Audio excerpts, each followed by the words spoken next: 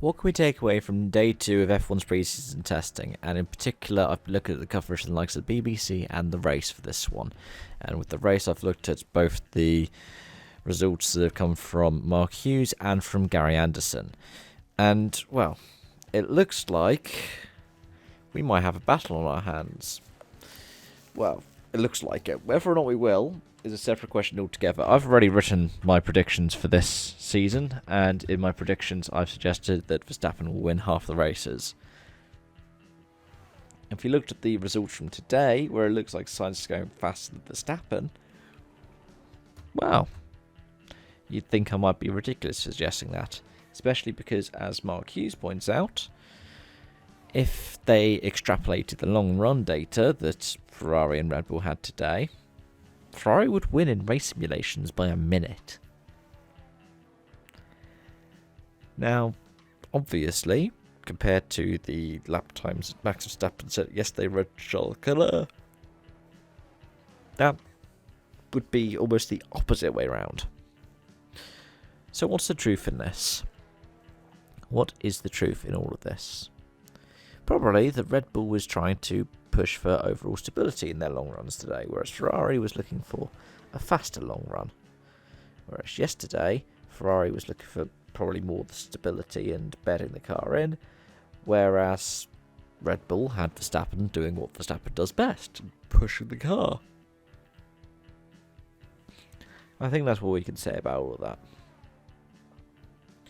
Likewise with Mercedes, I think the fact that we've seen two different drivers running, like with Red Bull, shows they're just bedding the car and getting used to it in their own ways. There's nothing that we can say about, oh, this is geared more towards Lewis and George, even though Lewis was faster than George, because they're probably on completely different run plans. But with a solid haul of laps for Lewis, similar to Sergio Perez, over 120 laps, only two drivers to go more than 100 laps, I believe. It shows how important it is for these drivers to get the mileage in that they are getting in at the moment. But again, we just take it with a pinch of salt right now, because at the end of the day, it's testing. But as Gary Anderson says in his coverage, there are some things that we can extrapolate from what we see on the track. The Aston is seemingly in a similar spot to where it was last year, at least in terms of the general pecking order. The McLaren seems to have picked up from where it left off at the end of last season, whereas the Aston Martin seems to have been basically on the similar kind of trend to where they were last season. Meanwhile, Red Bull and Ferrari seem to be getting more of a grip with how things should be going. Mercedes are still trying to find that extra bit. His comparisons when he talks about turning and unstable characteristics, just said instability, my bad. They remind me a bit of how we spoke about the Mercedes when it was the W12.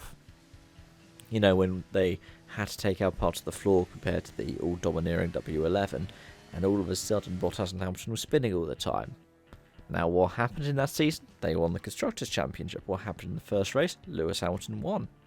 Granted, at the start of the season, Red Bull had the superior car, but by the end of it, Merck had the better all-round car to end off that era. And, well,